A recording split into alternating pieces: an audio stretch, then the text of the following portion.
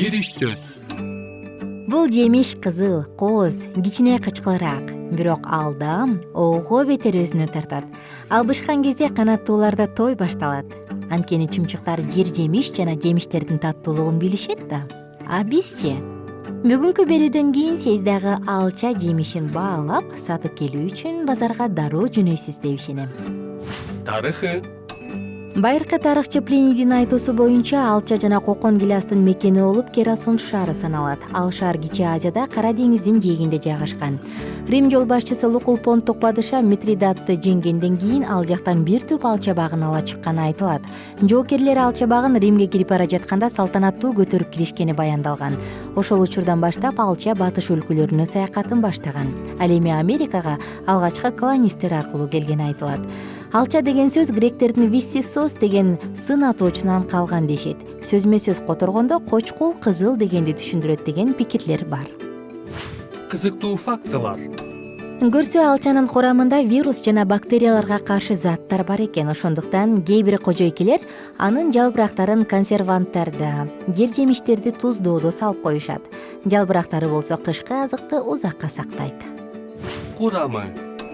Алчанын курамында аз-аздан болсо да көптөгөн пайдалуу элементтер бар. Анда А, Б, С жана Е витаминдери, фруктоза, кальций, фосфор, магний, темир, натрий, калий, цинк, жез жана марганец кездешет.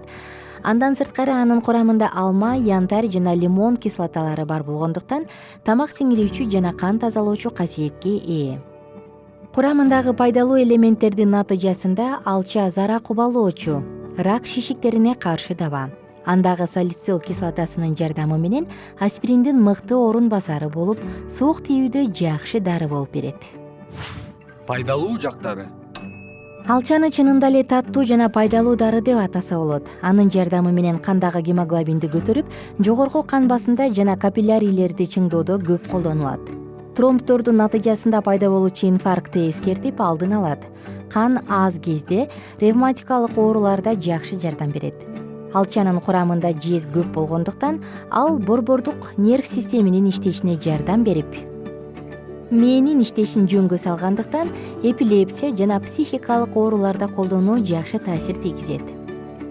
Суук тийген учурларда алча дене табын түшүрүүчү мыкты каражат. Ал эми бронхит, кургак жөтөл учурунда какырыкты чыгаруучу каражат болуп берет. Алчаны кош бойлуу айымдарга берүү сунушталат, анткени курамындагы фолий кислотасы бала үчүн пайдалуу. Ошондой эле ал анемияны алдын алат. Колдонуу. Алчаны кургатса болот, андан кыям кайнатып же жөн гана таттуу токоч бышырууда кошуп пайдалануу мүмкүн. Эң жакшы варианты бышкан кезинде эле дароо жеген. Алчаны бири-бирден жакшылап чайнап жеш керек. Дарылык катары пайдалана турган болсо, күнүнө жарым килограмм жемишти 3-4 маалга бөлүп, 3-4 күн аралыгында жөө сунушталат. Ашказаны начар адам алчаны бышырып алып жесе жакшы. Аны тоңдуруп коюп, кыш жана кеч күздө рахаттанып жеңиз. Жыйынтык. Биз жашаган аймак жер жемиш жана ар кандай жемиштерге бай эң сонун жер. Жайкысын базарлардан тазик, чакаларга толтурулуп сатылып жаткан кыпкызыл, кочкул кызыл болгон ар кандай алчаларды көрөбүз. Мунун баары белек эмес эмне? Келиңиздер достор, ошол учурдан пайдаланып, ден соолугубузду чыңдап, алчадан көбүрөөк жеп, кышка да сактап калалы. Бар болуңуздар жана бай болуңуздар. Келерки уктуруудан жолугушканча.